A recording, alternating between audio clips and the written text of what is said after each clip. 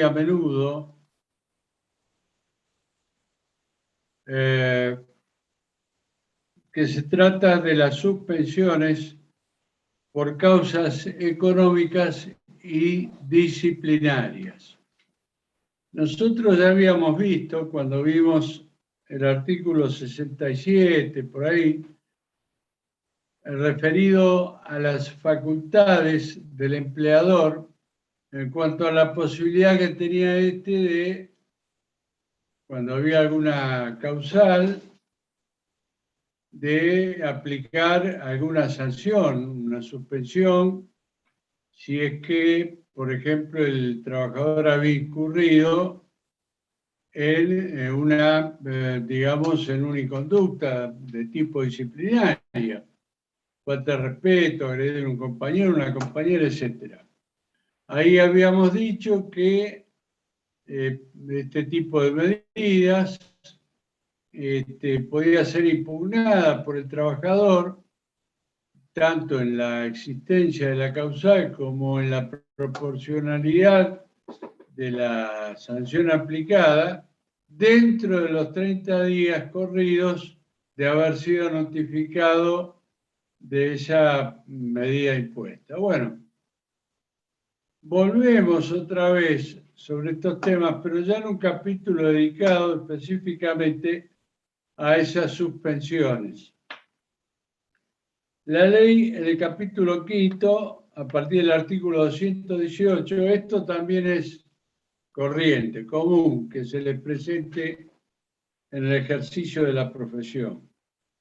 Habla de las suspensiones por causas económicas y disciplinarias. Es decir, estamos hablando de la suspensión de contrato, ¿no? Vacaciones, enfermedad inculpable, bueno, después los casos que vimos de maternidad, todo ese tipo de cuestiones. Y ahora vamos en el caso de por causas económicas y disciplinarias. El artículo 208, y aquí es importante que tengan presente este tipo de requisitos, dice: toda suspensión dispuesta por el empleador para ser considerada válida deberá fundarse en justa causa, tener plazo fijo y ser notificada por escrito al trabajador. Justa causa, es decir, que haya existido la causa por la cual el trabajador es suspendido. Plazo fijo, que varía de acuerdo, ahora lo vamos a ver, a las sanciones, perdón, a la causal. Profe. Sí, un segundito, por favor. Y notificada por escrito, lo que no significa por telegrama. Habitualmente se utiliza el telegrama y la carta de documento porque ningún trabajador acepta así de una suspensión y demás. Pero dice por escrito, bien podría notificarse a través de un escrito con copia firmada por el trabajador a modo de constancia para el empleado. Sí, ¿quién preguntaba? Yo, tengo una pregunta. Estos actos disciplinarios, digamos, si bien los pone el empleador, ¿hay alguien que compruebe si están bien? No sé si se comprueba bien No te la sale entrecortado, por favor. Repetí. Ok. ¿Quién comprueba que la disciplina, que la disciplina no, perdón, que el castigo esté bien aplicado? Sé que no es la palabra castigo, pero se entiende a lo que voy. Ahora va a ser parte de la explicación. Pero siempre en estos casos que dé lugar a un reclamo, si da lugar a un reclamo judicial, será el juez, en base a las pruebas que se produzcan, de poder evaluarlo. Con una particularidad que en los casos se llaman salarios caídos por suspensión, es decir, lo que a vos no te pagan por estar suspendido, lo podés reclamar al Ministerio en la provincia de Buenos Aires. Es decir, que no solamente está limitando autoridad judicial, sino también, ahora después lo voy a explicar, un segundito. va a ser la autoridad judicial, fundamentalmente, o la administrativa, quien evalúe en base a las pruebas que se arrimaron, que se produjeron, si existió o no la causal. Ojo, que lo que se discute no solo es la causal en sí, sino que también podría discutirse la proporcionalidad de la sanción en base a la falta cometida. Por ejemplo, si una persona, siempre hay que pensar en la situación de hecho particular, la circunstancia particular. No es lo mismo llegar tarde a la apertura de un banco que llegar tarde a una fábrica donde hay 400 obreros que puedan reemplazar. Pero que los que evalúan en todos estos casos siempre es fundamentalmente la autoridad judicial. Salvo en este caso, que en el caso de suspensión disciplinaria, podría intervenir la autoridad administrativa. Ahora lo voy a explicar por qué. Bueno, volvemos a los requisitos. Entonces, justa causa, plazo fijo y notificación por escrito. Cuidado que el empleador no está obligado a suspender. Puede previamente, ante una falta menor, llamar la atención, hacerlo en forma verbal, escrito, por escrito, etc. Pero, si estamos ante una persona complicada y no vamos instrumentando todo este tipo de medidas de suspensiones y después se la despide por inconductas reiteradas, al no tener la persona antecedente disciplinario, va a ser muy difícil que prospere la posición del empleador en cuanto a no pagar la indemnización, salvo que sea una causal gravísimo, grave, ¿no? Bueno, entonces tengan en cuenta que exista la causa, plazo fijo y que sea notificada por escrito. Bien, ¿qué es justa causa? Artículo 219. Se considera que tiene justa causa la suspensión que se deba a falta o disminución del trabajo no imputable del empleador, a razones disciplinarias o a fuerza mayor debidamente comprobada. Fíjense ustedes, que no es menor, que cuando se habla por causas económicas o fuerza mayor, debidamente comprobada, tiene que haber sido no imputable al empleador. Si el empleador es una persona que es concurrente asiduo al casino y se queda sin dinero y por causas económicas se perjudican los trabajadores que no pueden cobrar su salario, evidentemente no podría ampararse en ese tipo de normativa. Por eso hablan no imputable al empleador.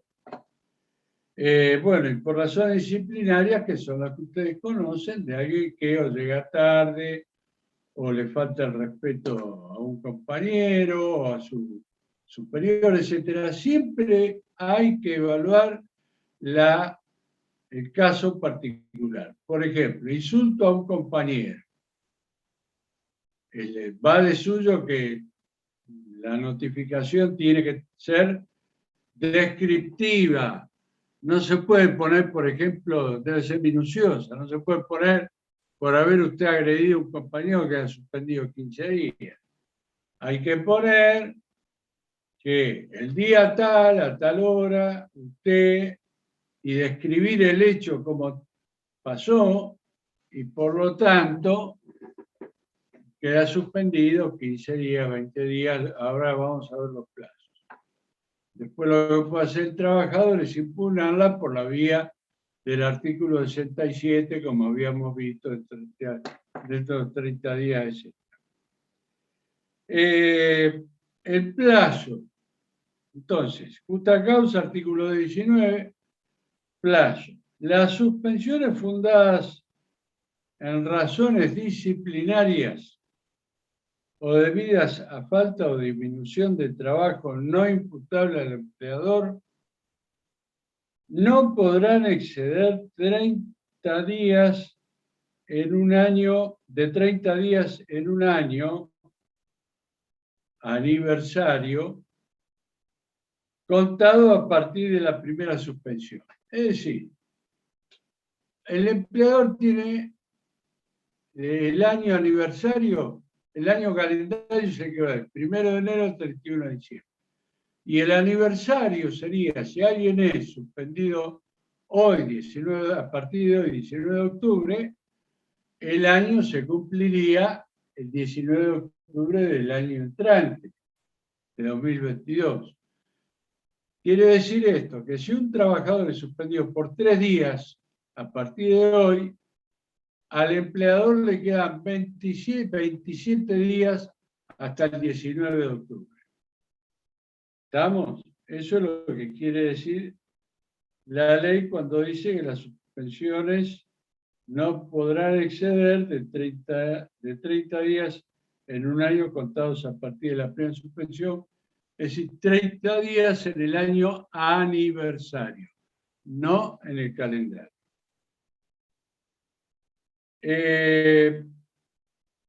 Acá repite la ley lo que yo les había manifestado recién,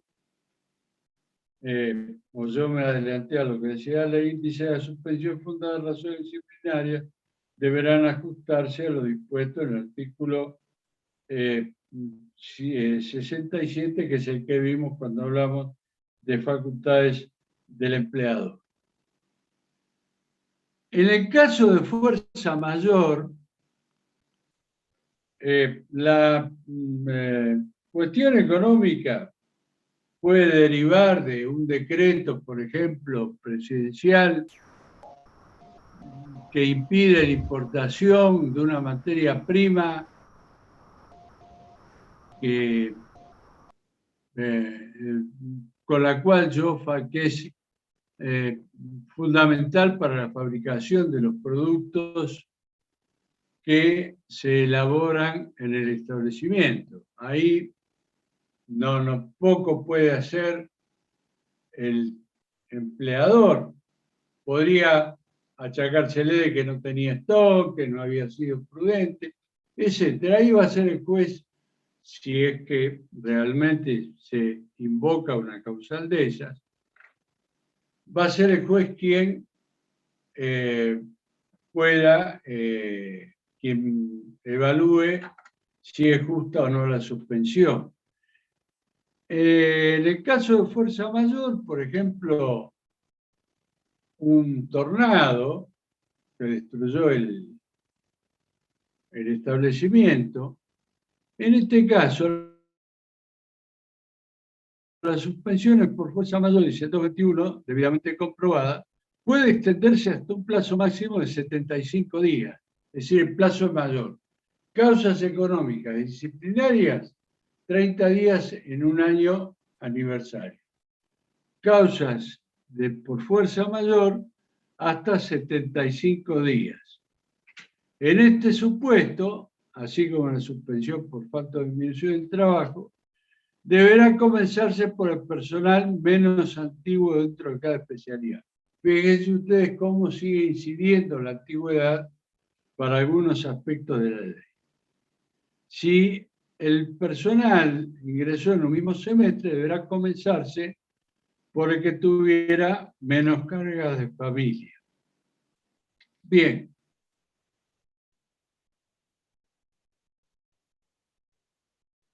En principio, cuando una suspensión no se ajusta a los hechos, por ejemplo, alguien fue acusado de que llegó tarde y no llegó tarde, o que agredió a un compañero porque le insultó, pero resulta que estos compañeros, entre ellos era habitual insultarse. Por lo tanto, yo no puedo admitir ciertas conductas y después reprocharlas cuando no me conviene. Así que bueno, el trabajador puede decir, sí, yo le insulté, pero era corriente que nos insultemos en el trato cotidiano, por cualquier circunstancia, como habitualmente se hace entre muchachos, adolescentes, etc. En este caso, y respecto a la pregunta que vos me habías hecho, y que yo te había respondido parcialmente, no solo va a ser el juez el que determine qué es lo que puede hacer el trabajador, decir que, bueno, que esta causal no existía, o que era desproporcionada la sanción fijada en relación a la falta cometida, y habitualmente va a ser el juez el que lo puede determinar. Ahora bien, suponete que vos estás peleando, se llama salarios caídos, de suspensión, es decir, salarios que no cobré por haber estado suspendido.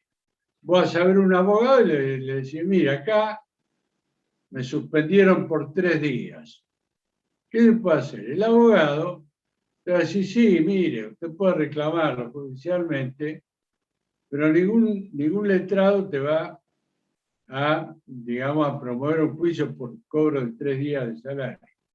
Por eso es muy importante conocer la posibilidad en la provincia de Buenos Aires de concurrir al ministerio y por medio de la disposición del artículo 17 de la ley 10.149, artículo 17 de la ley provincial 10.149, el trabajador puede reclamar esos 3 días, el pago de esos 3 días en el Ministerio de Trabajo.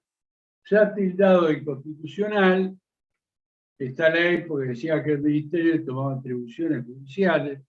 Bueno, ya hay fallos de la Suprema Corte y demás donde este artículo es constitucional porque es una forma práctica de lograr el cobro de 3 días que no justifican la iniciación de un juicio. Hablo de 3, 4, 5 días. O 10. En este caso, la provincia de Buenos Aires, por el artículo 17 de la ley 10.149, que marca el procedimiento ante el Ministerio de Trabajo, puede el trabajador formular la denuncia pertinente en el Ministerio de Trabajo. ¿Qué es lo que va a hacer el Ministerio? Va a dar traslado de esa denuncia al empleador y el empleador hará el descargo pertinente. Y ambas partes tendrán que ofrecer las pruebas, por ejemplo, el empleador acompañar la ficha horaria, el trabajador ofrecer las pruebas que tuviera al alcance. Y bueno, y va a ser la autoridad administrativa, a través de un árbitro o a través de una persona designada del mismo jefe o delegado regional, la que va a resolver esa cuestión.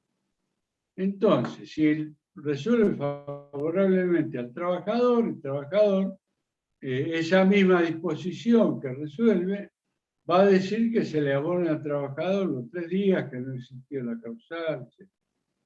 Es útil conocer esta directiva para poder cobrar esos pocos días que no ameritan la promoción de un juicio.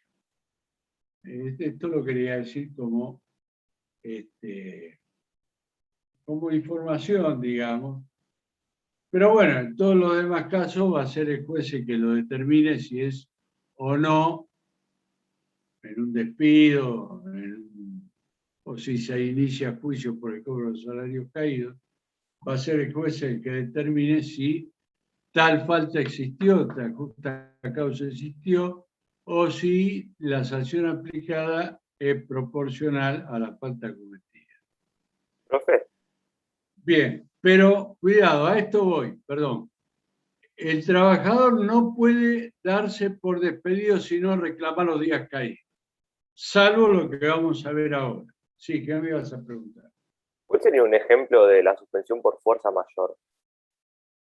Y lo que te dije, un tornado que, bueno, más grave un terremoto o una inundación que impide el paso de la...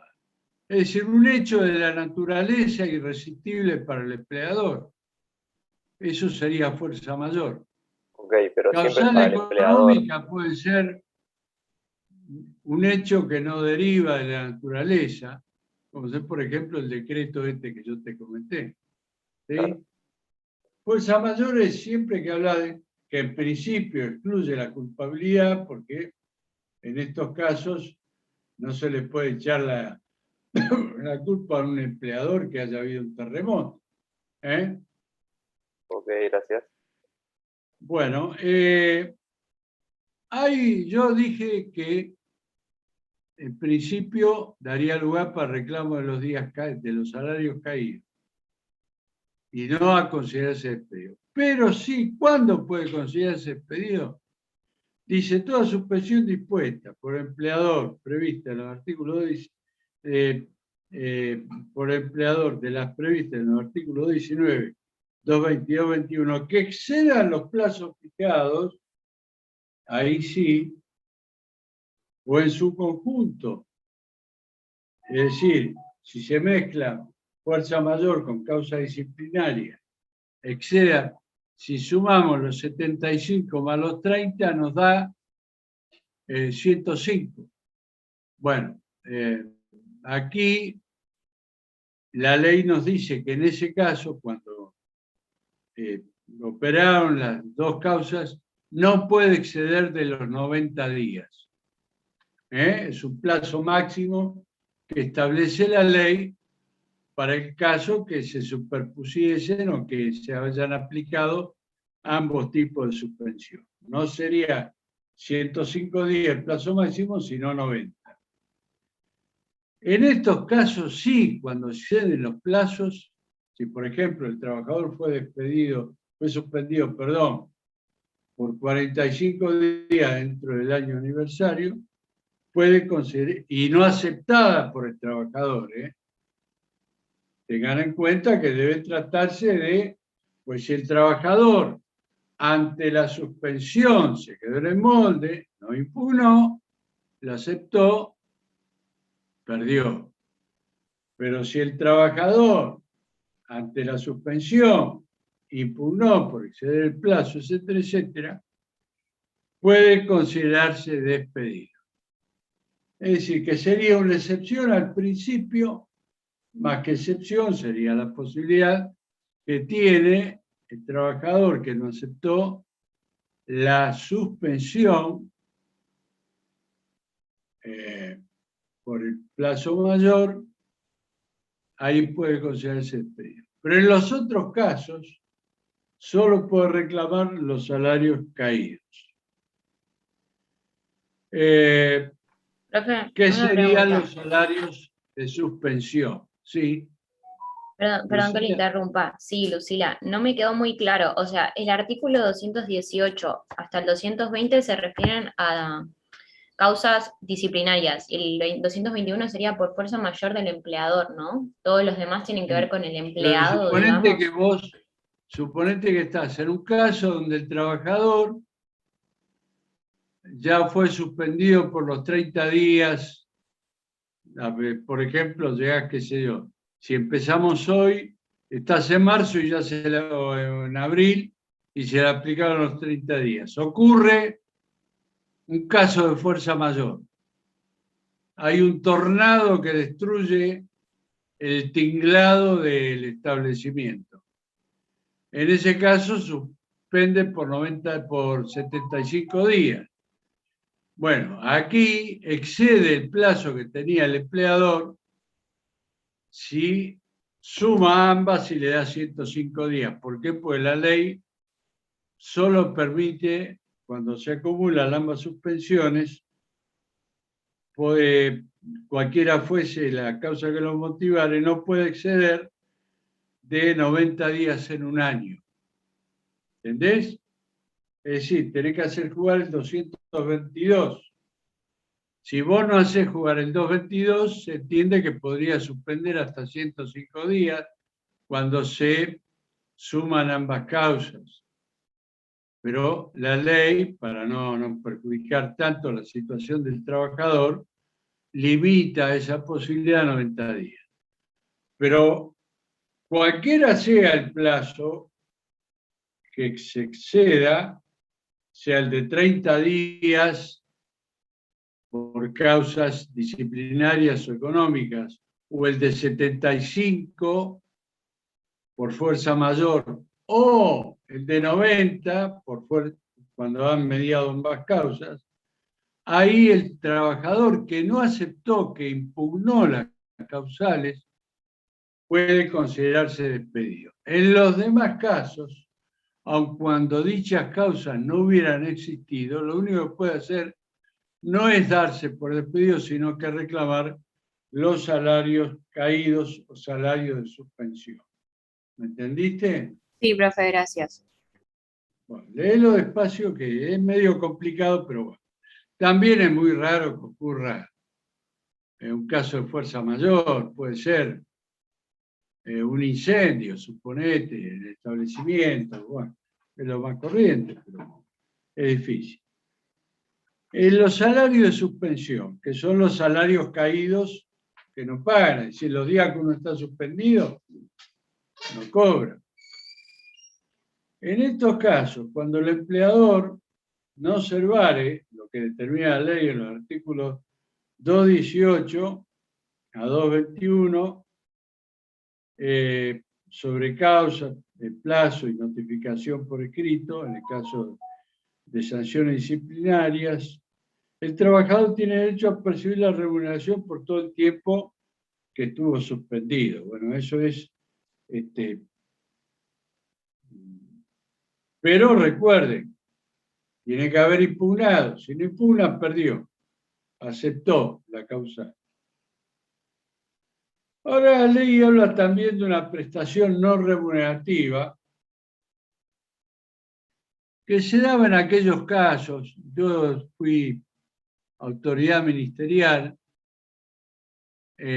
durante 4 o 5 años y había veces que por ciertas causas específicamente económicas venía el empleador con los gremios, los trabajadores, que para no dejar a la gente en banda sin cobrar salario alguno, convenían, por ejemplo, para no gastar en energía, mientras el trabajo no posibilitaba los pagos, para disminuir los costos y poder pagar una parte a los trabajadores, pedían la posibilidad de suspender la actividad.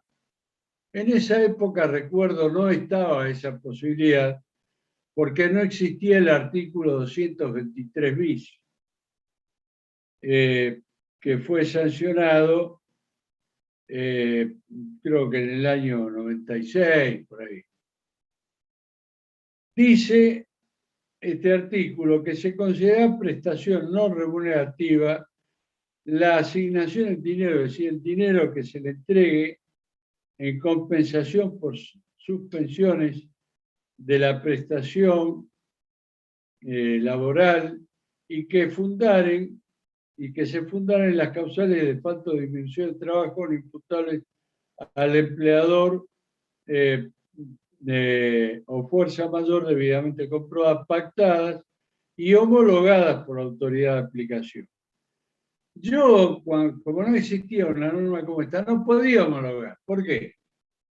Porque si lo homologaba, estaba avalando que una suspensión, cuando en realidad no estaba previsto, iba contra los derechos del trabajador. ¿Por qué? Porque en ese caso se cerraba el establecimiento, ¿no? Era algo así como no previsto en la ley una situación semejante. Y si no estaba previsto en la ley, yo no podía disminuir los salarios de los trabajadores o pretexto de haber una causa económica. Hoy día uno puede ir al ministerio y convenir con la intervención del gremio y demás y homologarse un acuerdo de ese tipo. Por supuesto que estas son todas vías excepcionales y para evitar un mal mayor, ¿no? Porque fíjense ustedes que esto no es ante una eventualidad cualquiera, sino que lo que se busca es, bueno, no te puedo pagar tanto por estas causas, vamos a suspender la actividad y te voy a pagar tanto. Vamos al ministerio a homologar. Hoy día, en principio, podría homologarse. Antes no estaba esa posibilidad. Esa es la ventaja que ofrece este artículo 223. En ese caso, sería una prestación no remunerativa, con lo cual esa compensación no generaría aportes y demás. Bien, bueno, de todos modos, esto se lo tiro como una posibilidad para un caso concreto que se presente en la empresa, pero ahí ya va a intervenir el gremio y en estos casos siempre va a intervenir un letrado que va a ser el encargado en el caso del 223, de asesorar a la empresa y, bueno, además del letrado que asesorará a los trabajadores. El artículo 224, y esto es importante también, se refiere a la suspensión preventiva. ¿Qué sucede, por ejemplo, si el trabajador cometió un delito fuera del establecimiento y lo detienen? Si robó a una persona fuera del establecimiento y lo detienen, o dentro del establecimiento, si hurtó una máquina, perdón, una herramienta. Bueno, en este caso, perdón, en este caso establece la ley, cuando caso de suspensión preventiva, cuando la suspensión de la relación o del contrato de trabajo se origina en denuncia efectuada por el empleador fue y denunció que Juan Pérez le robó una máquina. Por lo tanto, instruye un pequeño sumario ahí, pero hizo la denuncia penal. Lo detienen a esta persona, se instruye un sumario penal. Es decir, hay una denuncia criminal, penal, efectuada por el empleador. Y esta fuera desestimada, es decir, esa denuncia que hizo fue desestimada porque no existió el delito o porque tal robo no existió, o el trabajador imputado fue sobreseído, provisorio y definitivamente, el empleador, deberá reincorporar al trabajador y pagar los salarios perdidos durante el tiempo de la suspensión preventiva. Hasta aquí creo que se entiende bien. Salvo que el trabajador optase, en razón de las circunstancias, por ejemplo, se consideró ofendido, porque a veces ya el mismo hecho de haberle imputado un robo o algo por el estilo, en ese caso da pie para esto. En el caso de considerarse, puede considerarse el trabajador una ofensa grave, una injuria grave, y considerarse despedido. Pero cuidado, tiene que haber, digamos, causal real, no un parecer o un sentimiento totalmente subjetivo. Si el caso negativa del empleador a la reincorporación, deberá pagar también la indemnización por despido más los salarios caídos. Primer párrafo, estamos con denuncia formulada por el empleador contra el trabajador es sobreseído o es declarado, digamos, la denuncia desestimada. En ese caso, el empleador debe reincorporar al trabajador y pagarle los salarios caídos. Si esa denuncia en sí misma constituyó una ofensa para el trabajador que amerita el despido, el trabajador podría considerarse despedido. Si el trabajador es despedido directamente por el empleador o si es indirectamente despedido, debe abonársele la indemnización del 245 más los salarios caídos.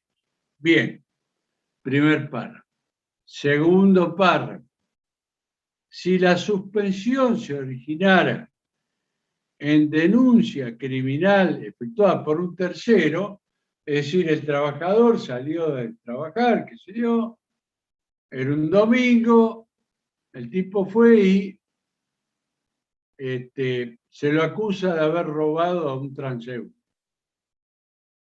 En ese caso, va y denuncia, bueno, en este caso denuncia por un tercero, el empleador no tiene nada que ver.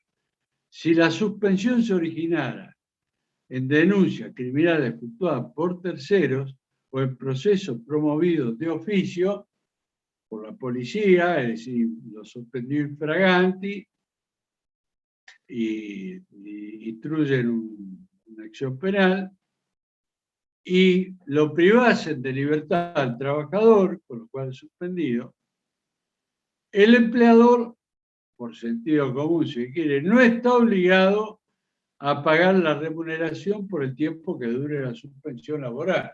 No tiene nada que ver con ese evento.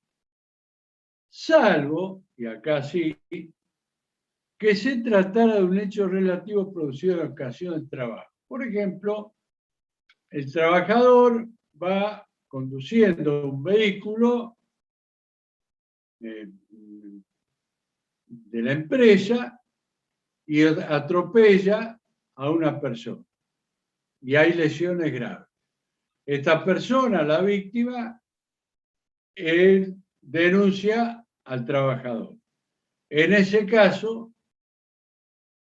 como estaba en cumplimiento de sus funciones, pese a que es la denuncia de un tercero, en ese caso, evidentemente, el empleador deberá tomarlo como que ocurrió en el desempeño de las funciones, y si el trabajador es sobreseído o respecto de él es desestimada la denuncia, debe también abonar los días caídos, porque fue mientras el hecho se produjo en hecho de ocasión del trabajo. Bueno, esto es todo el capítulo referido. Sí, mirá que faltan 2 minutos. Es el capítulo referido a la suspensión. Después repásenlo y anoten cualquier cosita, me preguntan la clase que viene. Perdón. Y antes que nada, les quería recordar que para el 26 del 10 se vence el plazo para la entrega de los trabajos que yo oportunamente les había encomendado. Sí. Y a eso le quería hacer la pregunta, profe. O sea, ¿cuántas hojas aproximadamente tenemos que enviar? No, ¿Lo enviamos por mail? Hagan un trabajo serio. Sí. Es decir, si lo hacen, yo no voy por cantidad de hojas, sino por el contenido del trabajo, ¿entendés? Claro. Si yo observo una copiatina de 20 hojas, le voy a dar menos valor que alguien que me escribió 5 y observo que estudió, en fin, que estuvo investigando. Claro, nosotros empezamos, por ejemplo, con lo que es la definición de lo que es la pensión, la ley 24.241, los tipos de pensión. Bueno, si está la ley, en